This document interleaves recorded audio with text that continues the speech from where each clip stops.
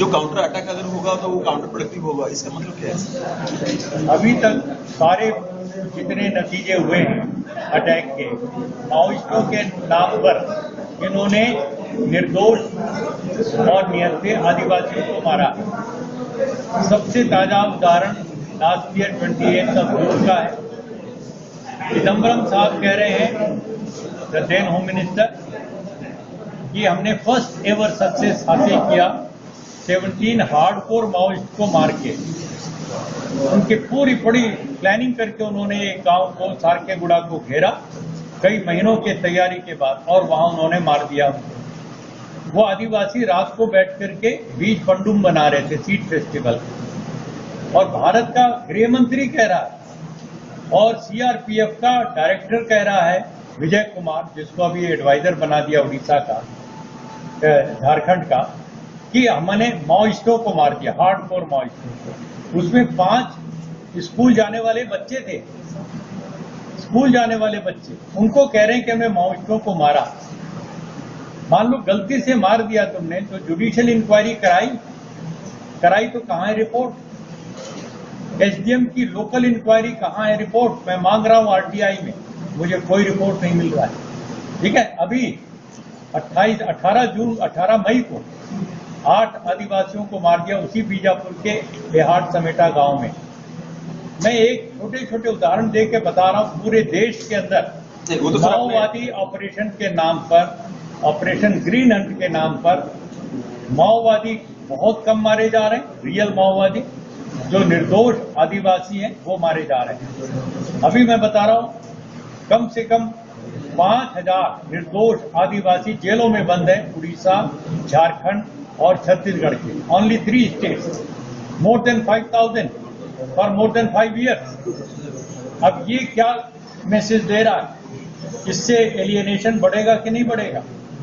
तो माओवादियों का इलाज करने के नाम पर जो भी states, government of India and states ने लिया, वो काउंटर प्रोडक्टिव साबित हुआ।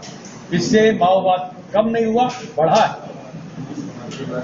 इससे उनको और ताकत मिली है एलियनेशन से, इस काउंटर वायलेंस से। इसलिए डायलॉग के द्वारा इसका समाधान ढूंढना चाहिए। जयराम रमेश कहते हैं किससे बात करें, वो तो नहीं करना चाहते, ये गलत है, झूठ है।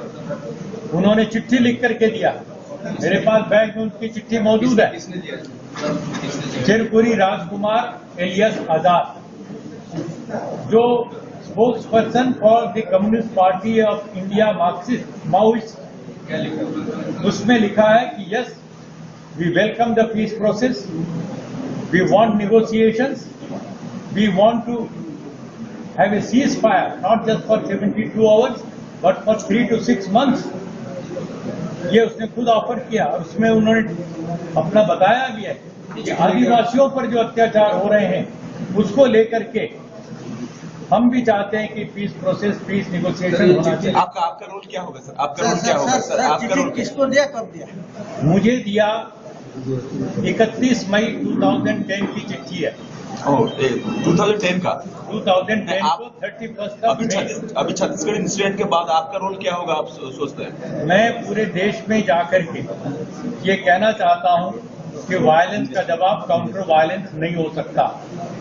इससे जो सिटीजन्स हैं, जो निर्दोष लोग हैं, वही ज्यादा लोग मारे जाएंगे। इसके साथ साथ आप काउंटर वायलेंस करते हैं, रूट कॉजेज में कभी भी नहीं जाते। डायलॉग इनिशिएट कीजिए, पूरे देश के मीडिया के सामने डायलॉग होना चाहिए। इसको लेकर सर डायलॉग होना चाहिए, Maoist on the one side, another side the government, और बीच में सिविल सोसाइटी के भी कुछ लोग होने चाहिए। अब आप सोचते हैं कोबाड गांधी जैसे आइडियोलॉग, उनका आइडियोलॉग वो बैठना चाहते हैं, बैठना? वो तैयार है। तिहाड़ जेल में मैं मिल के आया, नारायण सन्याल तैयार है उनकी तरफ से, और भी यदि कोशिश की जाएगी तो माओइस्ट अपनी तरफ से इंटरलॉक्यूटर पेश कर सकते हैं, जैसे उन्होंने एलेक्स पॉल मेनन की रिहाई के लिए डॉक्टर बीडी शर्मा को और प्रोफेसर हरगोपाल को अपनी तरफ से नियुक्त किया। तो वो उनका नाम लेके कह सकते हैं कि हमारी तरफ से डायलॉग ये करेंगे। सर 1 लाख यूथ आप इकट्ठा कर रहे हैं, उनको ऑर्गेनाइज करेंगे, इसलिए और क्या करेगा?